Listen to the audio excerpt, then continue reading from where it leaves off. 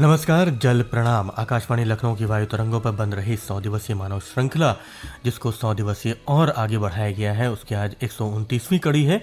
आप सभी का बहुत बहुत स्वागत करता हूं मैं, रेडियो जल मित्र शोभित। और मैं रेडियो जल मित्र रोली शुक्ला। जैसा कि आप सभी जानते हैं, हम रोज़ ही आपको किसी जल योद्धा से मिलवाते हैं जिसका कि जल संरक्षण में कोई उल्लेखनीय योगदान हो। जी, आज हम आपकी मुलाकात बात करवाएंगे धवल भाई पांड्या जी से, जो कि हमारे साथ सूरत से जुड़े हुए हैं और रेन वाटर हार्वेस्टिंग एक्सपर्ट हैं ये। और विषय जो है वो विषय ये है कि एक किसान से रेन वाटर हार्वेस्टिंग एक्सपर्ट बनने की क्या कहानी है, किस तरह से आप एक किसान से इस तरफ आपने रुख किया जहां आप वाटर कंजर्वेशन के क्षेत्र में एक बेहतरीन कार्य कर रहे हैं। धवल भाई, आपका बहुत बहुत स्वागत है प्रोग्राम बूंदोगी न टूटे लड़ी में। बहुत बहुत स्वागत है सर। धन्यवाद। नमस्कार, मैं धवल पंड्या। जल जी। प्रणाम। जी जी सर, सबसे पहले जानना चाहेंगे कि धवल भाई, आप तो एक किसान थे, फिर आप रेन वाटर हार्वेस्टिंग एक्सपर्ट कैसे बन गए? शोभित जी, एक बिजनेस मैनेजमेंट ग्रेजुएट बनने के बाद कुछ काम किए, उसके बाद किसान बनने की स्टोरी भी कुछ है जी पर उसको अभी रहने देते हैं। पर जी किसानी जब शुरू की तब ऑर्गेनिक फार्मिंग पर फोकस किया था। जी पिछले कुछ अनुभव जीवन के ऐसे रहे कि फूड क्वालिटी इंप्रूव करनी थी, जी ऐसा एक विचार था, तो ऑर्गेनिक फार्मिंग शुरू की। अब जब फार्मिंग शुरू की तो किसानी में सबसे जरूरी चीज है पानी। जी अब मैंने जहाँ किसानी शुरू की थी, वडोदरा जिला है गुजरात में, वहाँ पे मेरे पुरखों के खेत है, उसमें शुरू किया था। तो वहाँ पे खासकर गर्मियों में पानी की काफी शॉर्टेज हो जाती थी और पानी की जो शॉर्टेज हो जाती थी उसको निपटने के लिए क्या किया जाए, ये कुछ हम लोग सोच रहे थे। और तब विचार आया था, करीबन 2008-2009 के आसपास की बात है, कि पानी के लिए पूरी तरह से सरकार और तंत्र पर ही डिपेंडेंट रहना तो ठीक नहीं रहेगा, हमें खुद भी कुछ करना चाहिए। जी। और तब बारिश के पानी को खेत में कैसे रोका जाए, इस विषय पर थोड़ा पढ़ा लिखा था, तो कुछ रिसर्च किया, थोड़ी बहुत जर्नल्स थी, साइंटिफिक जर्नल्स थी, वो पढ़ी, फिर इसके कुछ रिपोर्ट्स थे सेंट्रल ग्राउंड वाटर अथॉरिटी के, वो पढ़े। और उसके बाद अपने खेतों में पहले पानी को कैसे रोका जाए ये सीखा। और उसके बाद प्रोसेस ये शुरू की कि बोरवेल अगर हमारे पास है, ट्यूबवेल होते हैं, उससे पानी को फिर भूगर्भ में उतारा जाए और उसे फिर पूरे साल के लिए इस्तेमाल कर सकते हैं। जी। तो बारिश का पानी कितना आएगा, कैसे आएगा, ये सारे कैलकुलेशंस खुद पढ़े, खुद सीखे, करते गए और फिर आगे धीरे धीरे उसमें सुधार करते गए। क्योंकि पानी की क्वालिटी पे फिर प्रश्न आए कि अगर हम यूरिया, डीएपी और केमिकल वाला पानी रिचार्ज करेंगे तो हमारा भूल जल का जो स्तर है वो भी खराब होगा, उसका क्वालिटी भी खराब होगा। तो ये सारे जो कंटामिनेशन लगते हैं उनको कैसे कम करके पानी को उतारा जाए, फिर इस पे रिसर्च करते गए, सीखते गए, मतलब खुद करते गए, खुद प्रयोग किए, सुधार करते गए। और फिर धीरे धीरे आप जो बता रहे हैं, एक्सपर्ट तो नहीं कहूंगा, लेकिन कुछ ज्ञान अच्छा प्राप्त हुआ, जिससे पानी की भूजल की क्वालिटी भी सुधरती है और पूरे साल के लिए पानी खेती के लिए, किसानी के लिए हमें उपलब्ध हो जाता है। तो इस तरह से ये पूरा प्रोसेस हुआ। जी, आप ब्यूरो ऑफ इंडियन स्टैंडर्ड्स की रेन वाटर हार्वेस्टिंग कमेटी के सदस्य भी हैं, तो वहाँ आपका क्या कार्य है, ये हमें बताइए। जी, ब्यूरो ऑफ इंडियन स्टैंडर्ड्स हमारे देश में किसी भी प्रोडक्ट या किसी भी प्रोसेस की क्वालिटी को मानक तय करता है। तो रेन वाटर हार्वेस्टिंग और ग्राउंड वाटर रिचार्ज, इन विषयों पे कुछ मानक थे, 2008 आसपास बने थे।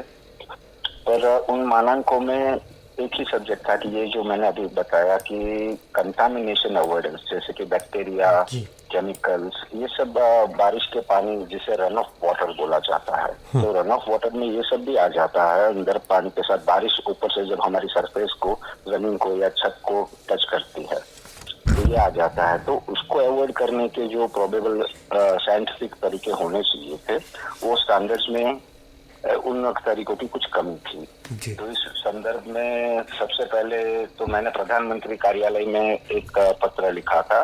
इस पर प्रधानमंत्री कार्यालय ने इमीडिएट एक्शन लेते हुए विदिन से 1.5 महीने में उन लोगों ने एक नई एडवाइजरी इश्यू की कि भाई दिस इज कंपल्सरी, हमको ये कंटामिनेशन भूगर्भ जल स्तर में ना मिले, उसका ध्यान रखना पड़ेगा। और जल शक्ति मंत्रालय ने 1.5 ही महीने में उस पर कार्यवाही करते हुए ये एक एडवाइजर इशू की।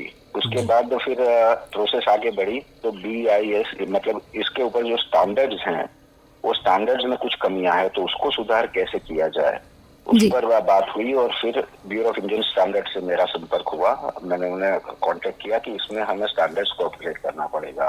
तो ब्यूरो ऑफ इंडियन स्टैंडर्ड्स ने भी त्वरित कार्यवाही करते हुए IIT से कुछ साइंटिस्ट आए, सेंट्रल ग्राउंड वाटर अथॉरिटी के कुछ साइंटिस्ट आए और कुछ लोगों को मिलाकर ये पूरी एक कमेटी का गठन किया कि हमें ये स्टैंडर्ड्स नए सिरे से लिखने पड़ेंगे। और अभी BIS में हम लोग नए सिरे से ये सारे स्टैंडर्ड्स लिख रहे हैं कि कोई प्रोडक्ट जैसे फिल्टर बनते हैं, रेन वाटर फिल्टर है या ग्राउंड वाटर रिचार्ज की पीट बनती है जो खड्डा करते हैं, सोक पीट जो बोलते हैं, तो वो खड्डे में क्या क्या लेयरिंग करनी चाहिए। जी, मतलब एक बड़े स्तर पे सारी चीज़ें होंगी और आप लोग करते हैं।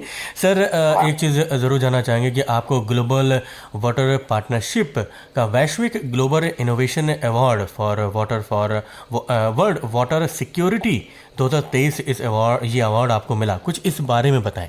जी सर, ये रिसर्च करने के दौरान मैं सूरत जिले के मैंने लगभग 739 गांव हैं सूरत गुजरात के, तो उन गांव के जो भी सरपंच हैं, तहसीलदार हैं, उन सबकी इंडिविजुअली ट्रेनिंग की। हर गांव को मैंने समझाया कि हमें वर्षा जल जो आता है उसे किस तरह से कंटामिनेशन फ्री करके भूगर्भ में स्टोर कर देना चाहिए जो फिर अगले पूरे साल तक हमें उपलब्ध रहेगा। और ऐसा ही एक प्रोग्राम मैंने बनाया था जिसे global rain water management program कहा जाता है। और वो global rain water management program मैंने ग्लोबल वाटर पार्टनरशिप में सबमिट किया था। तो विश्व भर में से कुछ 250 के आसपास के इनपुट्स उन्होंने लिए थे। ग्लोबल वाटर पार्टनरशिप एक वैश्विक संस्था है जो यूनाइटेड नेशंस के अंदर में जल विषय कार्य करती है। तो उन लोगों ने ऐसे कुछ 250 इनपुट्स कलेक्ट किए थे जिसमें से 9 finalist USA, Netherlands, Malaysia, Indonesia करके अलग अलग देशों से उन्होंने 9 फाइनलिस्ट शॉर्टलिस्ट किए थे और उसमें फिर हमारे भारत की ओर से भेजा गया global rain water management program sir सबसे ज्यादा स्कोर के साथ ये प्रोग्राम ने अवार्ड जीता है।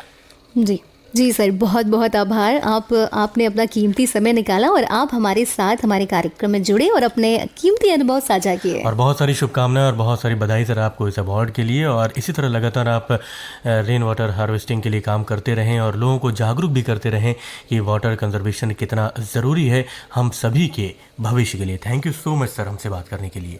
Thank you Shobhit ji, thank you ma'am.